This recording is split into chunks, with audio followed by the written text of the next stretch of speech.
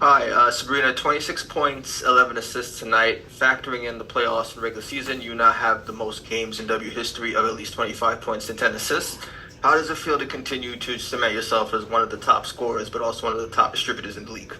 Yeah, I didn't really know that fact, but I guess just continue to play my game, understanding obviously the threat that I have with the ball in my hands as a scorer from all three levels, but understanding that the passing is part of my game that is kind of unguardable in terms of just continuing to be able to get everyone involved and let everyone do what they do best. And obviously it's great having some of the best teammates in the world on my team to be able to just get them in their spots and let them do what they're great at.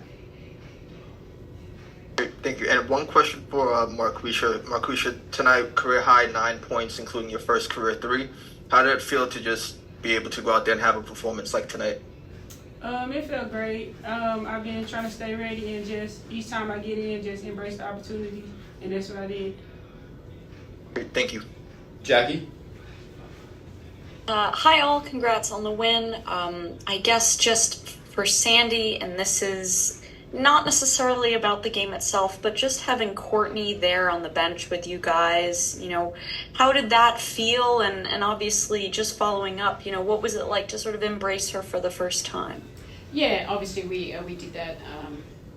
When did she come back? A few days ago, yesterday when we saw her. So it's great to have her back with the team, and she means so much for us. She's been through so much, but yeah, it's good for her to come out on the bench tonight, and be a part of that because she, even though she hasn't been playing, we've been doing our best to represent her well, but we look forward to having her back soon.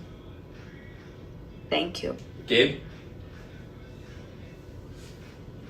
Well, congrats on the win. Marquisha, we've talked with other players on the bench about things that they've done to keep themselves prepared and having everything in order for them when their number gets called. What does that preparation look like for you, and who are some players that you've really worked with to help you along this process? I would say just getting in with coaches and working on my game outside of practice and things like that. Yeah, so that's the thing that I've done to, stay prepared and ready. Miles? Hi all, congratulations on the win.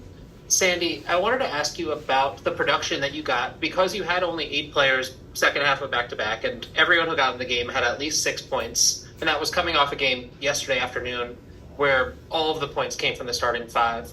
How were you able to challenge that second unit today, and how did they respond? Look, sometimes that's going to happen. We have a great, group, and we've got some role players that are in the starting 5 because we have got 2 key players out. But look, it's always about what Q said. It's always about staying ready and letting the game come to you, but knowing what you do best to help this team. But Kennedy, I think just having confidence and not overthinking things there, and just executing the scout where they can help. I mean, that's what we try and communicate to them as much as we can. We show them film, and they're professionals. They're staying ready, and it was great for us to give them the minutes, so we didn't have to play anyone 38 minutes like we had to do the other night. We'll go to Brian. Hi everybody. For Sandy, in the second quarter, you guys had, I would say, your best second quarter of the season. What do you think the group really did right in that quarter, and how do you think you can sort of take this and apply it to other games going forward?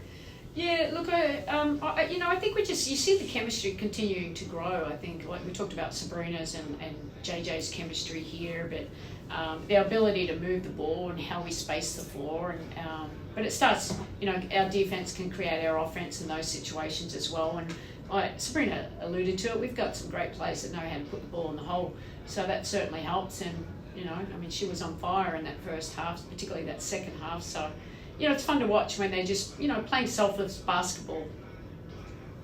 Thanks guys, safe travels. We'll go to Jeff and finish with Russell. Thank you. Good afternoon, all. Congrats on the win. Coach, my question will be for you. In the fourth quarter, it was a large lead, but things got a little scary on your guys' end for a little bit until Leo hit one from deep. She had a good defensive possession, came back and hit another. So what can you say about the trust that Leo has built with you in terms of closing out the fourth quarter, and how key were those closing abilities in a game like this, where, again, you said you didn't have to play anyone 38 minutes today, so she allowed you to keep that lead? Yeah, no, we needed that. I mean, we got up such a big lead. I thought we started in that third quarter well, and I suppose they're going to make a run. You know that. So that's the game, isn't it? We're not going to win by 50, and just a little bit of momentum shift, and we just had to settle down. We're getting shooting too quickly. They'll get more aggressive. We weren't making the right decisions. But Leo, if you watch her overseas, she always has pretty good fourth quarters. So we're just trying to run the ball and get some wide open looks and take what defense was giving us at that time. And Leo was making shots. It was a post up, it was a drive, it was a three, and they were all big for us. Appreciate your time and insight. Congrats on the win. Safe travels home. Thanks. Russell.